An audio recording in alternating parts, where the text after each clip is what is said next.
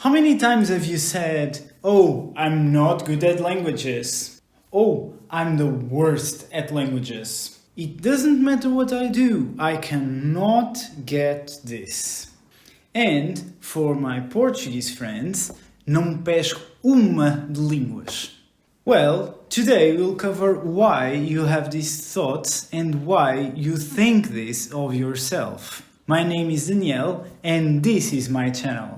Have you ever had this feeling where you try to express yourself but you are not able to? It goes something like this. "Oh, hello, how are you?" Good. "Hey, do you know any restaurant around here?"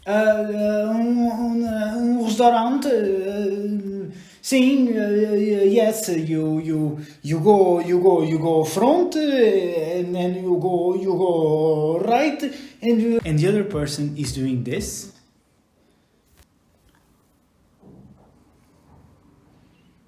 Well, this means that you cannot speak the language. But don't worry. By the end of this video, you'll know some tips that will help you improve your language. Let's think about this. In school, in the scientific subjects, you have to learn everything, and everything has the same importance. Let me explain what I mean. For instance, math. You have the operations, right? Imagine a person that can only subtract things, or a person that can only multiply. This is stupid, right? Everyone must know how to do all of these basic operations, right? Another example would be, you cannot discard a particular organ of your body, because each one of those have its own function and its own importance. Therefore, they are all important. They are equally important. So, we take this approach and we apply this to learning languages, to subjects like English or French or Portuguese or Spanish. But is this correct? Can you say that languages are like scientific subjects, logical subjects? Well, see if this sounds familiar to you. When you are in English, we give a huge amount of importance to the verb to be and the verb to have, and, well, that's it. Those were my English classes. Joking, of course. They gave us a huge amount of irregular verbs to know.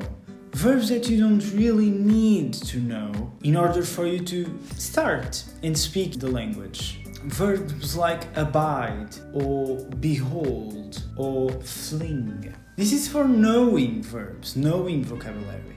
But then you have another list of verbs, the regular verbs, and you have to know, when you combine all of that, you have to know which ones are regular and which ones are irregular. And then there are those verbs that you learn them in present, you learn them in simple past, and you think, oh, this must be regular because it ends in ed. Poof! When you go to past participle, then the verb changes. Yes, I'm looking at you, Mo. Let's think for a moment. Is this really the right approach to have? Is this how we learn our main language, our mother tongue? Well, I don't think so. We'll talk about that in a minute. Let's think about how many years we spent learning a language in school, shall we? If we take my example, for instance, I started to learn English in my 3rd grade, which I was about 8 years old. And my last year of English in school was the 11th grade, which I was about 16 years old. If you do the math, you'll see that from 8 years old to 16 years old, you spent 8 years studying a language. And I had 1 more year of English in college, so that makes it 9 years. So imagine, for instance, that I spend the same amount of time doing a sport, just practicing a sport, or practicing an instrument. I would be an athlete if I spent that much time running or riding a bike or swimming. And I would be a musician. For example, I studied music for 5 years and I was able to do this.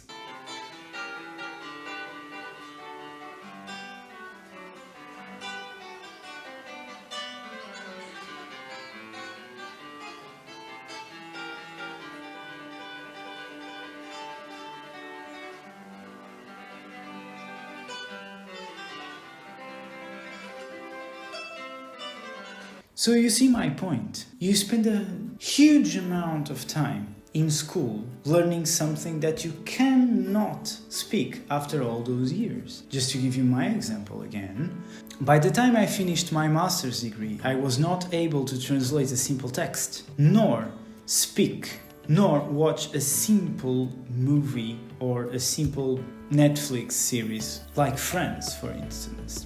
Let's talk about how we learn our mother tongue when we were babies. As a child, do you think the first thing we learn is the verb to sew, for example? No. We spend the first years of our lives just watching these creatures talking to one another and seeing how the other one reacts, right? There's this person, Stephen Krashen, that in the 80s, talks about the difference between input and output. Input would be something like reading, listening, or watching. Output would be something like speaking or writing. He says that when you are learning a new language, a foreign language, your input should be much greater than the output. This means simply, in other words, that you should expose yourself as much as you can to that language.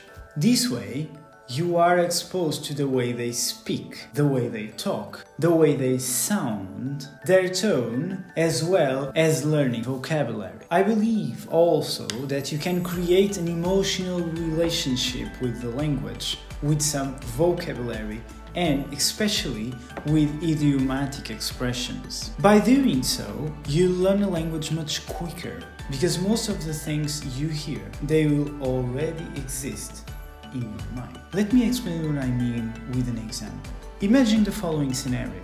You go to the supermarket. There, you see a lady, a mother, with her son. And the son is being very annoying. I want that, I want that, I want that, and that, Ma! And at some point, you start to see his mother go red and just... And at some point, you just look at the mother looking at her son, saying, "Call it!" Well, what do you think this means? You don't need a translator to explain to you that this means shush or shut up. You see, I didn't tell you what this means, although you were able to know what this means. So what did I do here? Well, I put an image in your head with which you have an emotional relationship, and I used it to teach you some Portuguese.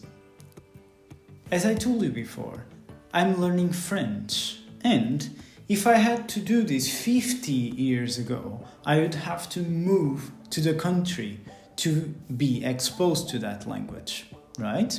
Well, fortunately, we don't need to do that, even though we can. Today, we can be in the comfort of our homes and be able to speak it fluently. So the first thing I did in my journey learning French was to switch the settings on my phone from English to French. Currently, I'm also training for a triathlon. Therefore, I spend many hours per week outside running. When I do, I enjoy listening to a podcast. So, the second exercise I did in my journey learning French was to open Google Translator and writing in the English part, learning French. And it came up on the other side, apprendre français. What I did was just copy and paste on Spotify. It appeared a podcast about learning French in French. So you see, today we have a huge amount of resources that people provide. We have all these platforms, these online streaming platforms like YouTube, for example, or Netflix or Spotify, that allows us to be exposed to the languages all around the world. So my top advice for you is to search for something that interests you. For example, I'm always interested in topics like web development, self-development, organization, photography, psychology, sports, or music. So, in order for me to have contact with French, I will be much more motivated if it is about something that I enjoy and not because I just have to do it. I don't have to do anything. I want to do. Another way to be exposed to a language is music. You have all these platforms which you can use to listen to music. When I'm studying French, for example, I use this technique a lot. I just hit play on a Edith Piaf music and let it play while I'm watching the lyrics on my computer. It's very easy. All you have to do is just type the name of the artist, type the name of the song, and then lyrics in front of it. And that's it. You can sing along with the recording. Alright, that's it for today. Thank you very much for watching this. Subscribe the channel if you want to see more content like this. Thank you very much and see you!